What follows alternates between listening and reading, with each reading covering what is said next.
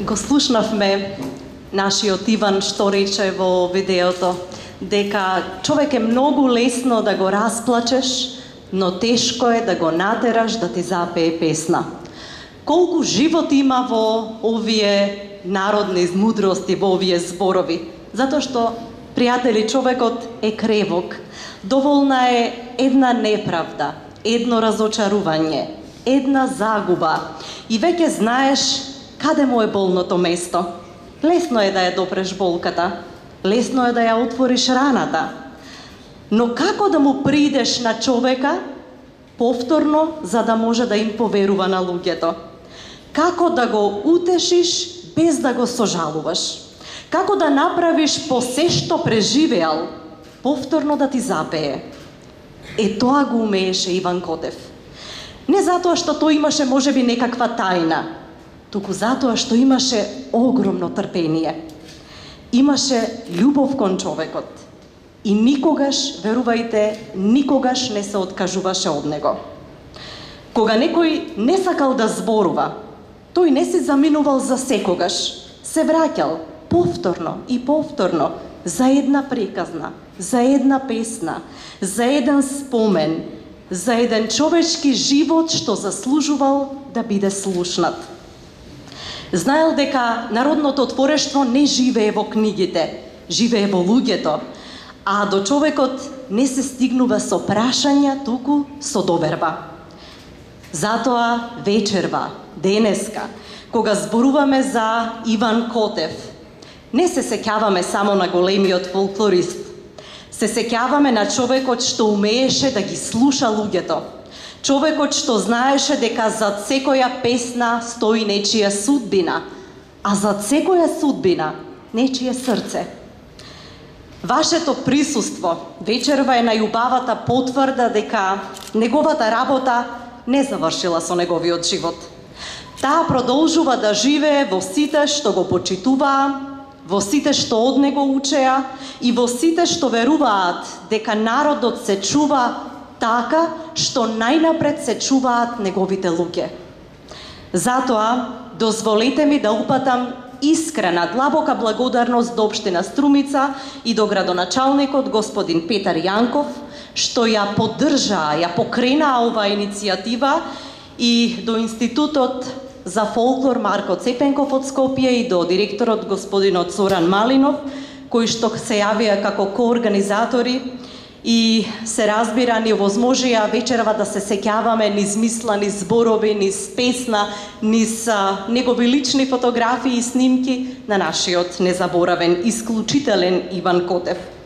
Благодарности до семејството на Иван, кои во својата тага и наоѓаат сила и утеха вечерва да се со нас. Почитуван градоначалник, јас ве поканувам да им се обратите на присутните и се разбира со вашите зборови да отвориме оваа комеморација. Повелете. Почитувано семејство на Котеви, почитувани пријатели, соработници, почитувачи на македонскиот фолклор. Вечера сме тука да оддадеме длабока почит на нашиот Иван Котев. Човек кој не ги собираше само народните песни и преданија, тука ја собираше душата на Македонија и на нашиот крај, чувајќи ги од заборав. Неговото заминување представува голема загуба за македонската култура, за науката, за фолклористиката, но и за сите што веруваат дека идентитетот на еден народ се чува преку неговото паметење. Иван Котев знаеше дека секоја народна песна, секое предание, секој стар збор и секој обичај се жива нишка што ги поврзува генерациите и го чува духот на еден народ. Затоа повеќе од половина век неуморно истражуваше, запишуваше и собираше се што времето можеше да го однесе во заборав, оставајќи ни богатство што ќе остане трајна вредност на Македонија. Неговото дело не припаѓа само на науката и библиотеките, тоа припаѓа на народот. Ке живее во училиштата, во научните истражувања, во книгите што ги напиша, но и во песните што ги сочува и во приказните што им ги остави на идните поколенија. Благодарение на неговата љубов и посветеност, дел од нашето културно наследство за секогаш е спасено од заборав.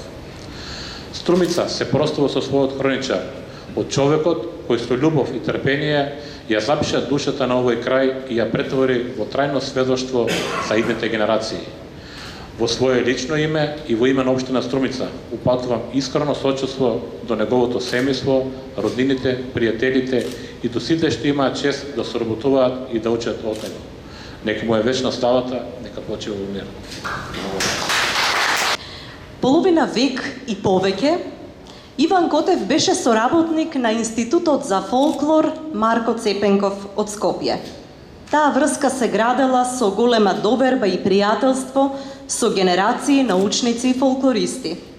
На иницијатива на Институтот за фолклор пред 6 години се организираше научен симпозиум посветен на собирачката дејност на Иван Котев.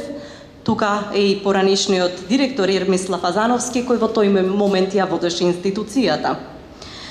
За таа соработка сепак би сакала да пуштиме материјали кои што ги донесе директорот Зоран Малинов, кои што не подсетуваат на почетоците на Иван Котев и на таа соработка со Институтот за фолклор. Неколку фотографии, но и дел од магнетофонските ленти кои што се чуваат во архивите на Институтот за фолклор.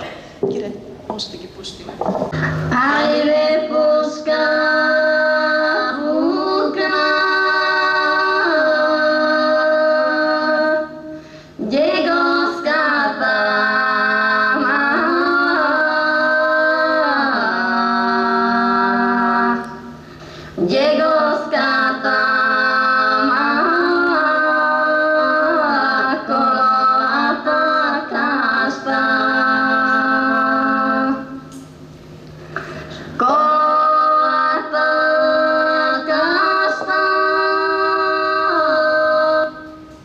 Со Сузе честопати сме зборувале на таа тема и кога ќе му се пожалевме онака дека имаме многу работа и дека не се стасува, тој секогаш онака со насмевка ќе кажеше: не се нервирајте, работа и стари партале се ќе има.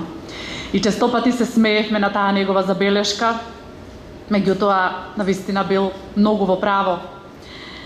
И многу се болни разделбите со блиските луѓе заради тоа што носат тага, носат меланхолија, носат чувство на напуштеност, но и некоја длабока празнина, како кратер буквално да се отвора во вашата душа. Но денес во мене, а и во сите нас, се раѓа едно ново чувство, едно чувство на припаѓање кон новата, јас ја нареков, Иван Котевска ера, времето на кротките и љубочовечните, на оние кои дарувајќи не со искрена насмевка, со онака топол искрен стисок на раката, всушност не обсипале со чувство на благодарност, што ете ни се вкрстиле животните патишта, сме се препознале како собеседници, како што кажа Сузе, и така сме чекореле еден покрај друг, поддржувајќи се, работејќи заедно. Почитуваниот Ѓорги Барбаровски, кој што е овде во публиката, кога се разделувавме од Иван, ми ја кажа онаа позната мисла на некаде Достоевски, некаде Белински, дека сите ние сме излезени од неговиот шинел, мислејќи на Гоголь. Сите ние всушност денес сме негови, на Иван, и ученици, и воспитаници, кои го сведочеле времето кога тој скромниот и ненаметлив наш учител во своето мало торбиче, во кое секогаш носеше лист и пенкалце, во од ги собираше зборовите, како кога жетвар ги собирал околу стожерот зрната во пеколен златец. И во тоа мало торбиче, не баре со маркокралевска судбина, тој ја носеше на своите плеки, чиниш сета напластена мудрост на вековите, но не ја понесе со себе, туку ни ја остави за да ни биде светлина на патот, да ни биде патоводител. Знаеше почитувани Иван да каже дека зборовите се брусените диаманти на времето. Тој честопати тоа го кажуваше. Нив некој пред нас ги брусел, велеше тој. Со парче крпче од душата од кинато буквално им ја бришел патината, за да ни ги остави нам на потомците, како песна, како приказна, молитва, па и клетва, благослов, како сакате, приспивна песна можеби. Животот, почитувани пријатели и драго семејство, е како брз ноќен прелет на човековата душа. Времето во кое живееме, за жал, е време на делби, поделби, време на граници и меги, на нови зидови врз урнатините на старите, но судбината на одбраните ги предодредила да градат светови од пепелта на тие урнатини. Го носеше Иван во себе оној наш колективен Силјан Штрковски порив да летне угоре, да се извиши повисоко, да погледне отаде за да ја види сета наша земна трошност, но не за да ликува дека е таму горе. Напротив, да ни даде дека сме само патници на векот. Работејќи деноноќно, сите ние што го знаевме како Иван работеше. Тој се откорна, буквално се издигна над сите земни урнатини, но и над урнатините внатре во нас. Урнатини од распарчена душа, од суета, од мали алчности, од гнев, од непомирување. Не учеше тој постојано да летаме. Тој секојдневно не подготвуваше за новиот лет, за новото возвишување над земните минливости. Со трпеливост и верба во нашата сила, како што спомна Сузе, бескрајно веруваше во силата на младите луѓе. Она како оној Галеб од Джонатан Ливингстон на Бах ни вдахнуваше верба дека не постои карпа над која не можеме да се извишиме. Но си најде тој свој остров во средиштето на немирните животни води, свое прибежиште, за да полета тогаш кога светот со сета своја безобзирност знаеше да му каже дека залудни му се обидите. Но не само што не му беа залудни, туку му беа и насушно потребни, не му самиот, на овој град, на ова земја, на овој народ, да разбере дека само работејќи и следејќи го сопствениот позив, можеме да станеме подобри луѓе и нашата приказна да му ја раскажеме на светот. Почитувано семејство, почитувани пријатели, кога ни се чини дека смртта со сета своја самовљубеност не дозволува ништо да биде потрајно и апсолутно од самата неа, ете го сеќавањето и трагите на човекот запишани во неговото дело. Иван е автор на над 220 стручни и научни трудови. Иван е автор на 18 книги. И не знам дали знаете, ќе споделам со вас, неговата најголема желба беше за неговиот животен век да издаде 21 книга. Кога еднаш го прашав зошто, тој кажа: Ана, за секој век по една книга, толку му должам на светот. И наша должност е, почитувани, 3 книги кои што му останаа необјавени, да ги објавиме. Елелига Пепелига, детскиот фолклор од Струмица и Струмичко, е книга која што е готова, но за жал нашите обиди до Министерството останаа да бидат неуслишени. Втората книга е книгата со римуваните поговорки, за која што заеднички почнавме да ја работиме и толку многу ја сакаше. Велеше дека римуваните поговорки се нашата најубава поезија. И таа книга е скоро готова. И третата, книгата за училиштето во село Дабиле, училиштето во кое тој повеќе од скоро 25 години беше директор, и тоа му беше голема желба. Затоа најмногу што можеме или најмалку што можеме да направиме е барем општина Струмица во следните 3 години да смогне сили да ги објави овие книги, кои што во суштина не се многу големи по обем, меѓутоа секако по значење. И само што ова, знаете, најмногу го болеа 2 работи. Првата беше кога нема да му ја вратите позаимената книга од неговата лична библиотека. Тоа беше како да му чепнете во срцето или во најмилото. И второто, кога ги добиваше од Министерството оние небулозни одговори дека книгата е одбиена заради тоа што не нашла комисијата вредност од национален интерес, тоа го навистина кршеше. Но секогаш тука беше општина Струмица која што наоѓаше начин книгите да ги објави и така книгите се објавуваа. Тука се почитуваните директори на институциите, колеги кои што му помагаа на некој начин неговите книги да го видат белото видело. Ете сме сите тука вечерва да си ветиме дека нема да дозволиме богатството да остане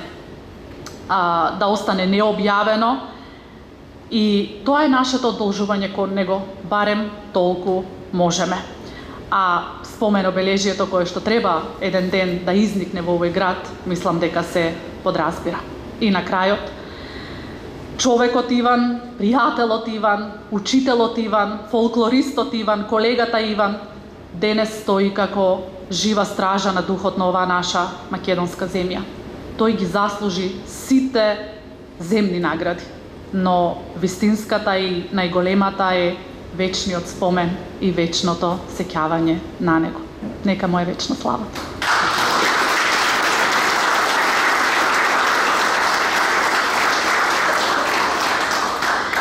Спомените со Иван се неброени, како што спомна и Ане, затоа што тој беше еден од сите нас и постојано меѓу нас.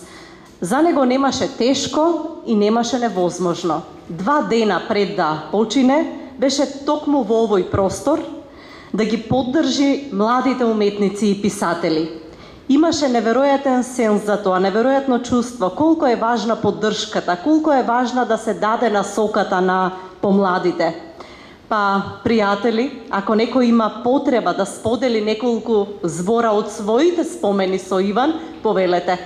Обично на вакви комеморации сите се сеќаваме, нели, на минатото, се повикуваме на минатото и на тоа што го веќе го слушнавме за Иван Котев. Јас сум тука денес многу кратко да се повикам на иднината. А со тоа ќе видиме дека делото на Иван Котев може би и се надевам, односно дека штото го почнува да живее. Пред неколку недели во Исланд, во Рејкјавик, се одржа светскиот конгрес на фолклористите од целиот свет. Беа присутни околу 700 делегати од целиот свет, од сите земји. Од Институтот за фолклор беше нашата колешка Лидија Стојановиќ, која што имаше за задача пред светскиот конгрес да лобира, ако можам така да кажам, или да го представи институтот во најдобра можна светлина, за да може следниот конгрес на интернационалниот фолклористички собир да се одржи во Македонија. Знаете како оди тоа, таму презентацијата треба да биде од сите можни аспекти, вклучително, бидејќи тој е најголем фолклористички настан, првенствено од областа на фолклорот, што може да представи таа земја, потоа од природните убавини, туризмот и така натаму. Од Институтот за фолклор колешката Лидија се одлучи како главен сегмент на тоа што е можеби најважно за македонскиот фолклор во моментот, да го представи делото на Иван Котев. Го представи на некој начин малку пошироко за време на една панел дискусија, како денес што го видовме ова тука, како што ја видовме ова презентација, со неговите книги, со начинот на кој што работи и со констатацијата дека еден од, односно не еден, туку најголем жив собирач на македонски народни уметворби во нашата земја. Таа презентација најде на голем интерес, бидејќи тоа што се презентираше и тоа што го работи, односно што го работеше Иван Котев, ги надминува границите на нашата земја, затоа што дури некои луѓе сметаат дека он е моментално и поголем, еден од најголемите собирачи на народни умотворби во Европа.